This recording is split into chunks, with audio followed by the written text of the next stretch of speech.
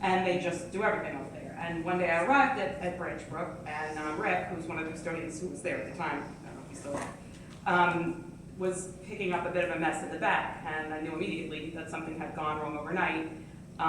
The maintenance crew had been picking up those pine needles that you get from the white pines, and they put them in a barrel intending to dispose of them the following day. And some of our lovelies had come in overnight and burned what was in the barrel. So, you know, part of my concern, and I'm going all over the place, but part of my concern about Branch Brook in particular is that I think if we're talking about this seriously, then what we're talking about is an empty building. I mean, unless we move certain offices from the central office that could fit and would not overwhelm the building. And then we take other offices from central office and put them in other existing open spaces. spaces. That's being seriously considered. I'm going to be very honest with you, Grace. Until we went down and did all the square footages, you know, right. In the walkthroughs, I felt that we could pretty much fit there. I didn't realize the parking was such an issue in that building. So when you really get down to it, that's what I said. If you look at it from an analytical standpoint, could central office move there? Yes, but not all of us. Right. Only certain numbers of the offices. So if the goal is to keep the building occupied, we can certainly keep the building occupied, and we would function normally. You know, if you want us all in one place, then we have to go to a larger setup. We have to go to Wisconsin, which is currently vacant, or we'd have to go to Smithtown L, should that be the building that the district opts to close. If the district opts to close Dogwood, probably could fit most of us in there as well. You know, it's a pretty large building. No, and I don't want to suggest that we artificially create a state of affairs where we've got a physical presence in Branch Brook just because I don't want it empty. What I'm saying is, I think we have to sort of come to grips with that if it makes sense logistically for the district offices to kind of be together, if it makes sense technologically for the servers to be in a particular place, and the brains of our security operation to be in a place, we have to talk about what's going to happen to this building in the middle of a residential neighborhood that you can't easily see as you're driving by on the roads, and you know, how we're going to take care of that. You know, if it's going to be a custodian 4 hours a day, you know, that's part of it.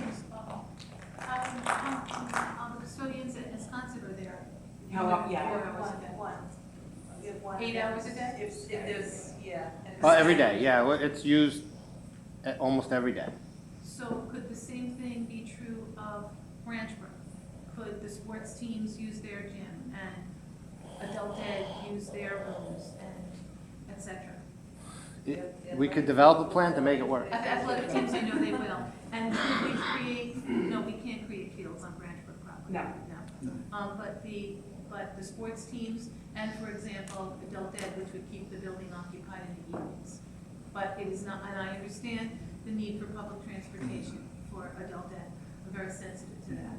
That would be an issue. Let me ask you this question. Whatever building we close, if we go down that road, could we at least explore expanding, I know in all our elementary buildings we have inside cameras. Could we think about expanding perimeter cameras? In fact, that we have a vacant building or less use.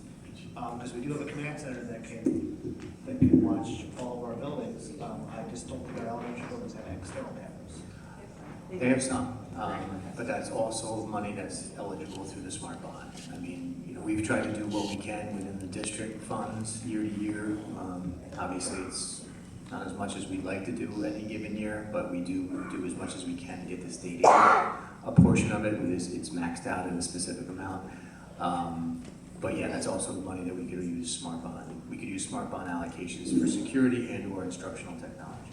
I'm just saying, for a building, if we went down the road of closing a building, I think call this, if there's less traffic, there's a lot more eyes on it. Correct.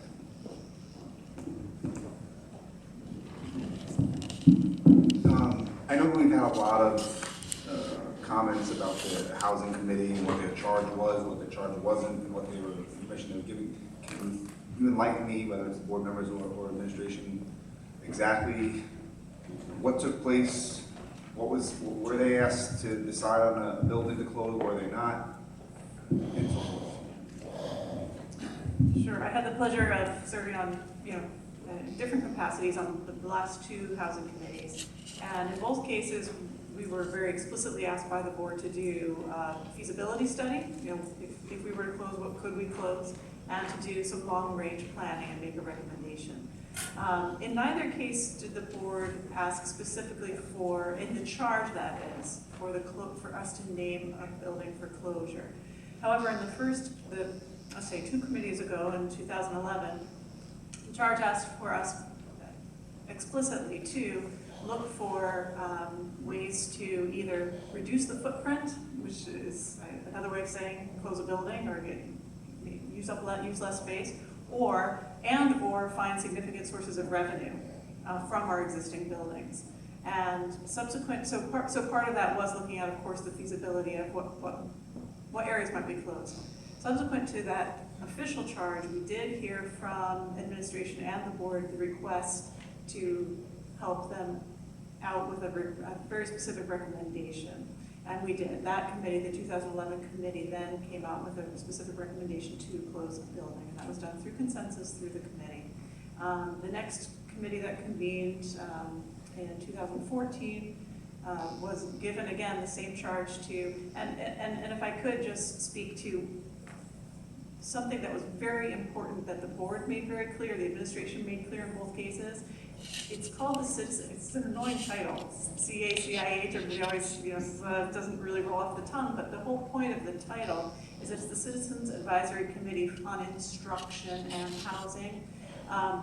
It was very intentional that instruction precede housing because instruction was very clear in both charges that was the primary goal, was to preserve instructional program and excellence of instructional program to the extent we could through the housing of our students in ways that would allow for the best instructional program and be fiscally responsible to the community. So those are the two things we're always looking at: instructional program, fiscal responsibility, both of those things through the lens of housing.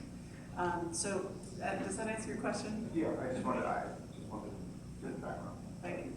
Jen, in keeping with that, because there's been a lot of, I think perhaps misunderstanding, because when we talk about program and preserving program, many times we're speaking about our high school program. But I know from serving on the instruction committee, and the board knows from hearing the reports and attending those, that we have in fact not only preserved but added to our elementary school program over the course of several years. Maybe you could speak to that issue so that the community is aware of that which we have added and saved through the budgetary process. Sure. I mean, we've both subtracted and added over the years, and added whenever we've had the opportunity. Because certainly there were years where we were cutting millions of dollars out of the budget that equated to program. Whether it was increasing class sizes, we've seen those edging up over the years just in order to save money so we could preserve just basic programming. We've also cut at the high school level as well, programming over the years, and then where possible restored. So I mean, First, I'll give a small example of a reduction at the elementary level that has not yet been restored. That is our elementary enrichment program, where we used to have as many as 6 full-time teachers, and then it was 4, and then it was 2, and then it was before school. And it's an area that came up in the latest community survey that they want to see restored. However, there are ways that we have restored and in fact added at the elementary level. For example, our integrated programming, where we have had historically half-day special education teacher co-teaching in the integrated programs. We've been able to increase that to full day, where we really thought that was important instructionally for students in an integrated setting to have that in grades 4 and 5. Are there other particular elementary programs? I guess I'm thinking too of the ELA programs that we've, the training that we've had ongoing, the math training and the math programs. Yeah, certainly. Speaking of unfunded mandates, when the Common Core was introduced, that came with a whole new set of curricular expectations, as everyone's, I think, at this point very well aware of. It was quite a ramp up on the state's part. That came with seriously increased accountability for districts and for teachers and for administrators.